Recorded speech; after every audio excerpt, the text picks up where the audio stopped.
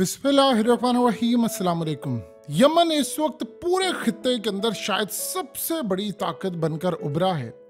आप ये देखें कि अब तो ये गिनती करना मुश्किल हो गया है कि आज 2 शिप तबाह हुए, 1 तबाह हुआ, 3 हुए, कितने वापस गए, कितने उनकी हदूद में आए।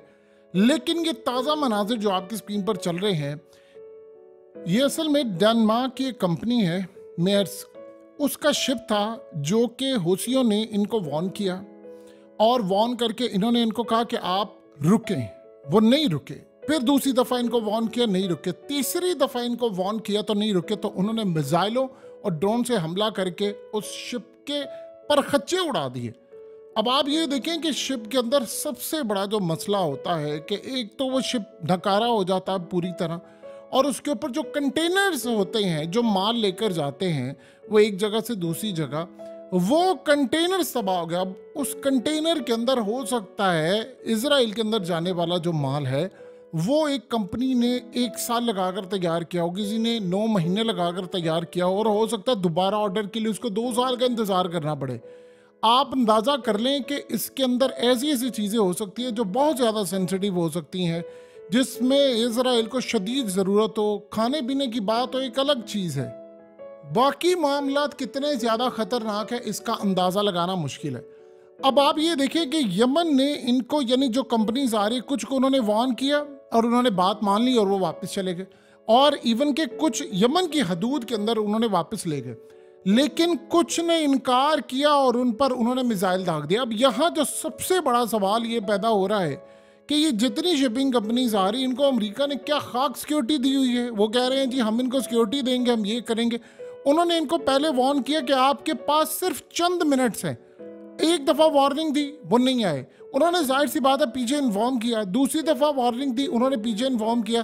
तीसरी दफ़ा भी आए तो उन्होंने कहा नहीं आप चलते जाएं, आप चलते जाएं, लेकिन उन्होंने मिसाइल मार दिए, ड्रोन्स मारकर उसको तबाह कर दिया और कहा कि एक बूंद पानी की तक भी हम इजराइल में नहीं भेजने देंगे जब तक ये जंग नहीं ख़त्म होती, या गजा के अंदर दवाइयाँ नहीं आप जाने देते, खाना नहीं आप जाने देते, और तमाम चीज़ें नहीं जाने देते।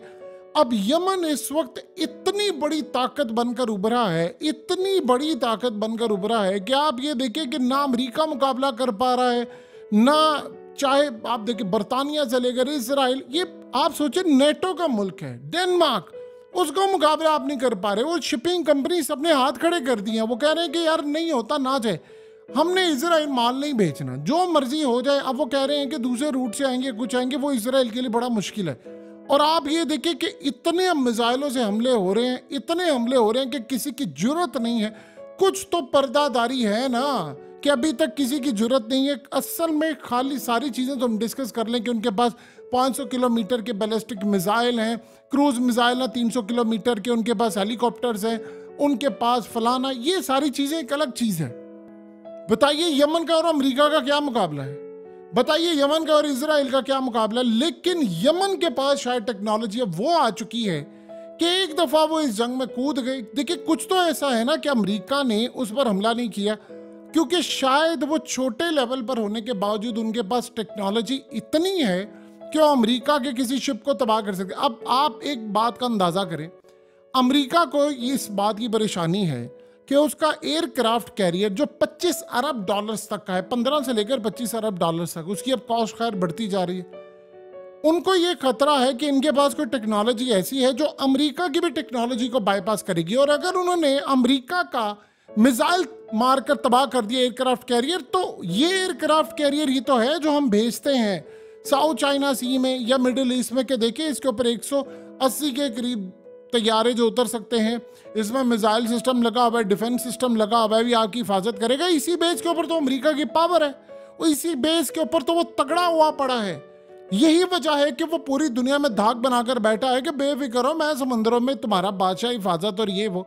तो आप बताइए कि अगर उसी के ऊपर वो हमला हो जाए तो इनको क्या पड़ेगा। इनको तो शायद पाकिस्तानी चंद लाख रुपए का मिसाइल होगा, लेकिन उसका आप देख लें 25 अरब डॉलर का अगर नुकसान हो जाता है, तो ये तो वो एयरक्राफ्ट कैरियर हैं जो पता नहीं कितने साल जाकर लगते हैं बनाने के लिए। और चाइना तो शायद यमन को पल्ले से, यानी अगर वो इतनी तबाही कर दे तो वो खुशी खुशी उसको 5 अरब डॉलर वैसे ही नाम के तौर पर दे दें कि आपने वो काम कर दिए जो हम नहीं कभी कर पाए। क्योंकि इससे फिर वो चाइना की ताकत बढ़कर सामने आएगी। तो आप ये देखिए अमेरिका के पास फिर उन्हें जंग कहां पर करनी है। अमेरिका पूरी जंग से बचना चाह रहे हैं और उनकी तबाही हो रही है। अब आप ये देखिए वो तबाही क्यों हो रही है। इन्होंने असल में कहा था कि जी वो हमास जो है वो आते हैं और वो आकर हम इमदाद अगर भेजेंगे तो वो इमदाद को कैप्चर कर लेंगे, और इमदाद को अगर उन्होंने कैप्चर कर लिया तो वो इस्तेमाल करेंगे। सबसे बड़ी मिथ यही है और सबसे बड़ा ब्लंडर इजराइल की फोर्सेस ने ये किया है कि दुनिया ने असल में जो इनसे एक्सपेक्टेशंस की थी कि ये दुनिया की मॉडर्न आर्मी है, मोस्ट एडवांस्ड वेपन सिस्टम इनके पास है, या तो इन्होंने अमेरिका से लिया हुआ है या फिर लोकली बनाया या इन्होंने जर्मनी और दीगर जगहों से लिया है। अब आप ये सोचें कि इन्होंने टारगेट करना था सिर्फ हमास को, लेकिन वो टारगेट आम लोगों को करे और वो वहां पर एड इसलिए नहीं भेजने दे रहे कि जी वो इनके हाथ में लग जाएगी। अब आप बता दें कि 3 महीने से आपने एड वहां पर नहीं भेजी तो आपने उनको मार लिया। प्रॉब्लम सबसे बड़ी ये हो गई है कि असल में ये जो गजा की जंग है उसमें हमास ने जो सुरंगों का नेटवर्क बनाया है, ये दुनिया की मॉडर्न तरीन मिलिट्री भी नहीं बना सकती।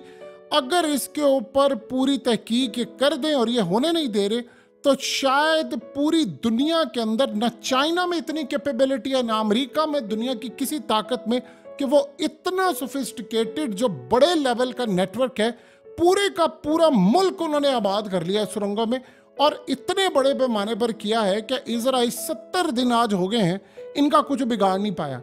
आप ये देखिए कि ये कह रहे हैं कि जी हमने इसलिए यमन से ये जो लड़ाई अब जारी है, शिपिंग जो इनके तबाह हो रहे हैं, शिपिंग लेन्स सारी सब कुछ बड़ा गर्क हो रहा है, ये क्या था 2007 से पहले असल में हमास ने यहाँ पर सुरंगों का पूरा नेटवर्क बनाना शुरू किया। वो स्टार्ट में इसलिए था कि वो असल में स्मगलिंग रूट था, वो मिस्र की जानिब जाते थे, वहाँ पर फिर मिस्र ने इन पर हमला करना शुरू कर दिया इजराइल के कहने पर, और इस सारी सूरत हाल के अंदर बहुत सारे लोग मारे गए। लेकिन बाद में उन्होंने इसको इतने बड़े पैमाने पर, इनके इंजीनियर्स आए, उन्होंने वो डेवलपमेंट कर दी अंदर, वो डेवलपमेंट कर दी कि पूरे का पूरा रास्ता है, गाड़ियां हैं, ऐसा लगता है पूरा शहर आबाद है सुरंगों के अंदर, और इजराइल की फौजें उसको पकड़ नहीं पा रही। देखिए जिस तरह आपका एक पूरा शहर ऊपर आबाद होता है, इस तरह उन्होंने अंडरग्राउंड आबाद किया हुआ है, और वो भी सुरंगों से। कमांड पोस्ट है वहां पर, रॉकेट लॉन्च पैड है, कम्युनिकेशन नेटवर्क है, उसके अलावा वेपन्स डंप है। उन्होंने यानी हथियार जो आपने स्टोर करने होते हैं उसका पूरा एक मैकेनिज्म है, पूरा एक सिस्टम है। वहाँ पर इन्होंने अपनी यूनिट्स बनाए हुए स्टोरेज, जिस तरह हमने यानी आप देखिए कि ऊपर जितना बहुत बड़ा नेटवर्क होता है, मिसाइल आपने स्टोरेज रखी होती है, इन्होंने वहाँ पर बनाए, लॉन्च पैड वहाँ पर है। सबसे बड़ी बात है कम्युनिकेशन नेटवर्क। अब यहाँ पर जो सबसे बड़ी बात है समझने वाली कि कम्युनिकेशन जो नेटवर्क है वो कौन सा था यहाँ पर, यानी वो कैसे गुफ्तगू करते हैं, कैसे वो वीडियो एडिटिंग करने के लिए बाहर जाती है, वो कैसे इंटरनेट पर अपलोड करते हैं, नीचे सुरंगों में कहाँ पर इंटरनेट चलता है। लेकिन क्या वो अपनी इस टेक्नोलॉजी के अंदर इतने आगे बढ़ चुके हैं कि उन्होंने पूरा नेटवर्क कायम किया है। और आप अगर देखें तो यानी कुल मिलाकर सिर्फ 15-16 साल में उन्होंने दुनिया का सबसे बड़ा सुरंगों का नेटवर्क बना लिया, जहां पर पूरा शहर आबाद है, कैदी भी उनके हैं, फौजी भी इजराइल के उन्होंने रखे हुए हैं, वहां पर हथियार हैं, वहां पर पूरे का पूरा शहर है, एक जगह से दूसरी जगह गाड़ियों पर सामान जाता है। आप सोचिए उसके बारे में भी इनको ये नहीं पता कि ये बेसमेंट किन किन घरों से निकलती है, कौन से बिल्डिंग्स के थ्रू जाती है, स्कूल्स के थ्रू, ऑफिसेज के थ्रू, हॉस्पिटल्स, मस्जिदों, कहाँ से होता हुआ हमास का जो मिलिट्री विंग का इंफ्रास्ट्रक्चर है वो कहाँ तक जाता है, कहाँ से निकलता है, कहाँ से बंद होता है, इनको नहीं पता। ये जो हमले कर रहे थे असल में आर्टिफिशियल इंटेलिजेंस बेस की बिना पर कर रहे थे। एआई ने इनको बताया कि यहाँ पर नेटवर्क हो सकता है, ये मारी जा रहे हैं, और पता ही चला कि बाद में इन्होंने 22,000 बंदा मार दिया, और 22,000 बंदा मारने के बाद पता ही चला कि वहां पर तो वो हमास के लोग मारे ही नहीं गए। ये इनकी सबसे बड़ी इस वक्त भूल थी कि इन नेटवर्क्स को, जो देखिए हमास का कयाम हुआ था 1987 के अंदर, उससे पहले तो कुछ लोग कयाम क्यों हुआ था, इन लोगों ने उनको मारा था, और उनके चंद नौजवान जो थे वो आगे बढ़े, उन्होंने कहा जी हमने बदला लेना है इसराइल से। फिर उसके बाद वो करते करते आज उस लेवल पर आ गए हैं कि दुनिया की तो कोई ताकत उनको हराने में इस वक्त नाकाम रही है। ये कहते थे असल में उन्होंने ह्यूमन शील्ड बनाते हैं लोगों को, पहले ये हमेशा कहते थे जी गजा के अंदर आम लोग रहते हैं, उनको इन्होंने ह्यूमन शील्ड बनाया हुआ है, तो ये काम करते हैं। अब तो नई एक बात सामने आ गई कि आपने सारे लोगों को वहां से निकाल दिया, अब तो आपकी डायरेक्ट लड़ाई हो रही है ना उनके साथ, तो डायरेक्ट आपकी जब लड़ाई हो रही है तो बताएं फिर उसके बाद क्या सूरत हाल पेश आ सकती है। पहले कहते थे कि इंसान है वो असल में इंसानों में छुपकर, गजा के लोगों में छुपकर रहते हैं, लिहाजा पता नहीं चलता। अब तो सारे निकल गए हैं ना, तो अब आपकी उनसे दुबदू लड़ाई हो रही है, तो फिर आप क्यों इतना बुरी तरह शिकस्त खा रहे हैं? इनको अंदाजा नहीं था कि उनके पास हथियार कितने हैं। इन्होंने बंकर जो बस्टिंग बम थे वो मंगवाए अमेरिका से, अब वो खत्म होना शुरू हो गए उनके। इतने मारे हैं फिर भी कुछ कामयाबी हासिल नहीं हो रही। कभी कह रहे हैं हम पानी छोड़ेंगे, कभी कह रहे हैं कुछ करेंगे। तो इस सारी सूरत हाल के अंदर ये दुनिया का सबसे खतरनाक तरीन, जिसे कहते हैं, सुरंगों का नेटवर्क है। और अमेरिका और इसराइल की इंटेलिजेंस एजेंसियों के पास कोई मालूमात ही नहीं है। देखिए, ऑपरेशन जब भी होते हैं, मिलिट्री ऑपरेशन करती है, वो इंटेलिजेंस मालूमात होती है, उसकी बिना के ऊपर ये करते हैं। ये ऐसे थोड़ी हो जाता है ऑपरेशन, ये उनके बिना के ऊपर ऑपरेशन होता है। और अब इनको पता नहीं चल रहा कि उनके पास रॉकेट्स कितने हैं, फौज कितनी है, टनल्स कितने हैं। और सबसे बड़ी बात यह है कि वो गुफ्तगू कैसे करते हैं। यानी वो कह रहे हैं कि हमें, अभी आप देखें कि कल तो उन्होंने ये बात कर दी है ना कि वो आया था जैक, और आकर उसने इजराइल के डिफेंस मिनिस्टर से बात की। उसने कहा जी हम तो अभी कई महीनों तक नहीं कर सकते, हमारे पास मालूमात ही नहीं है कि वो नेटवर्क किस तरह काम करता है, कैसे नहीं। अब उन्होंने सीआईए से रिपोर्ट मांगी, वो कह रहे हैं कि हमारे पास तो है नहीं, हमें तो पता ही नहीं है, अंडरग्राउंड है और इस बारे में किसी को भी नहीं पता कि वो किस तरह काम करते हैं। लेकिन आप ये देखिए कि उस वक्त क्या मामला है कि सिर्फ ये जो शिपिंग कंपनीज तबाह हो रही हैं सारी, वो ये है कि जी वहां पर माल नहीं जाना। और सुरंगों का उनका नेटवर्क इतना बड़ा है कि हो सकता है वो आगे जाकर लेबनान, और लेबनान से आगे जाकर वो पता नहीं आगे ही आगे कितने मुल्कों में उन्होंने नेटवर्क कायम करवा दिए हों रास्ते। क्योंकि एक दफ़ा आप लेबनान में एंटर हो जाते हो तो फिर आप ईरान भी जा सकते हैं, फिर आप कहीं भी जा सकते हैं, कुछ नहीं आप कहा जा सकता। अब इसराइल क्या बात कह रहा है, उसने अमेरिका को कहा है, यानी कल जो आया था इनका जैक और उसके बाद ये डिफेंस मिनिस्टर, उसने उनको कहा है कि देखिए आप लोग पब्लिकली ये बात ना करें कि 2 स्टेट सोल्यूशन चाहिए, जिसमें फ़लस्तीन का भी क्याम होगा और फिर इजराइल का भी क्याम, क्योंकि हमने इजराइल को ही रखना है, हमने फ़लस्तीन को नहीं रखना। आप जब ये 2 बात कहते हैं तो पूरा वर्ल्ड फिर हमें ये बात कहता है। हाँ, आपने अगर कोई बात करनी है तो प्राइवेटली करें, ओपनली ये ना कहें कि 2 रियासी फार्मूला आपको काबिल कबूल है। उसने कहा कि हम लोग यहाँ पर मारे जा रहे हैं, फिर हमारी पोजीशन बहुत ज़्यादा वीक होती है। अब अमेरिका ने, आप देखिए, दुनिया के सामने दिखाने के लिए उन्होंने कहा जी आप आम सिविलियन को ना मारें, लेकिन आम सिविलियन को आप मारते हैं तो प्रेशर हम पर बहुत ज़्यादा पड़ रहा है। अब यमन का प्रेशर हमारे ऊपर इतना ज़्यादा इस वक्त बढ़ा हुआ है कि हमें इस सारे मामले के अंदर, आप देखिए कि प्रॉब्लम ये है कि इसराइल के इम्पोर्टर्स ने हाथ खड़े कर दिए।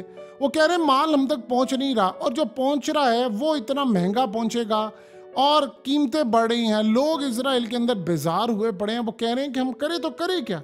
ऊपर से आप देख लें कि आपने उनको इस तरह, उन पर ड्रोन्स और वो चीज़ें, आप उन पर मिसाइल मार रहे हैं कि उनके हवा के अंदर पर खच्चे उड़ गए हैं, यानी आग लगी हुई है। और दुनिया पूछ रही है अमेरिका से और इसराइल से कि तुम बचाओ। आप सोचें कि कितने ममालिक के ऊपर वो हमला कर चुके हैं, अमेरिका पर, इसराइल पर, डेनमार्क पर, नॉर्वे पर, यूके पर, फ्रांस पर। ये दुनिया के कोई अल्ले थल्ले ममालिक नहीं है, ये दुनिया के तगड़े तरीन ममालिक है, अमीर तरीन मुल्क है। तो आप बता दें अगर वो सारा कुछ नहीं कर पा रहे तो फिर सूरत हाल कहाँ पर जाएगी। सो लिहाजा याद रखिएगा एक बात, पूरी तरह इस बात को आपने अपने दिल और दिमाग में बिठा ले, ये जंग बड़ी खतरनाक है। अमेरिका नहीं लड़ना चाहता इसको, और ना उसकी पोजीशन है। असल में सबसे बड़ी बात यह है कि जिन ममालिक ने चाइना के साथ दोस्ती की है, आज उनकी मिलिट्री पावर इतनी ज्यादा हो चुकी है कि आप देख ले, यमन जैसा मुल्क, देखिए आप तभी जुर्रत करते, इतनी जुर्रत तो अफगानिस्तान के अंदर अफगान तालिबान ने भी नहीं की। चाहे आप उनकी लड़ाई पर एक पूरी सीरीज बना दें, कसीदे बना दें, उनकी स्ट्रेटजीज पर बात हो। हमास की स्ट्रेटजी तो बिल्कुल ही अलग है ना, वो तो हम डिस्कस ही नहीं कर रहे कि वो तो एक अलग है, पानियों में उनकी लड़ाई नहीं, उनकी सुरंगों में है। आप यमन की स्ट्रेटजी को देख लें कि उन्होंने कैसा काम किया है, वरना बताइए कि यमन के साथ कोई लड़ाई मुश्किल है। लेकिन आप ये देखें ना कि चाइना ने मदद की ईरान की, और ईरान ने मदद कर दी। अभी सोचिए अगर यमन इतना पावरफुल है तो ईरान कितना हो गया। तो सबसे बड़ी बात ये समझने वाली है कि चाइना का साथ जिसने दिया, जो अमेरिका की गोद में जाकर बैठा, जो अमेरिका के आगे झुका, हुकूमतें गिराई, फलाना किया, उसके कहने पर सदा, आज उन ममालिक का हाल देख ले। और जो लोग अमेरिका के चुंगल से आज़ाद हुए हैं, उनकी टेक्नोलॉजी देख ले किस लेवल पर चले गए हैं। आज आप ज़हन में रखिएगा, चाइना को वो ममालिक चाहिए थे जो हमेशा से अमेरिका के खिलाफ खड़े हो सकते हैं। जो जो खड़ा हुआ, चाइना ने उसको पैसा भी दिया है, टेक्नोलॉजी भी दी है, सपोर्ट भी दी है, दुनिया के अंदर आप देख लें कि इस वक्त वो खड़े हो गए। अब ये मामला सामने आया है कि इजराइल इस वक्त इतना बेबस है कि दुनिया की तमाम शिपिंग कंपनी ने कह दिया कि बस इनफ इज इनफ हो गया, हमने इसी रूट से नहीं लेकर जाना। अभी भी वो कह रहे हैं नहीं आप लेकर आए। आप देखिए 3 दफा आपको वार्निंग देते हैं, तीसरी दफा आपने नहीं सुना तो मिसाइल और ड्रोन आकर आपको हिट कर गए हैं।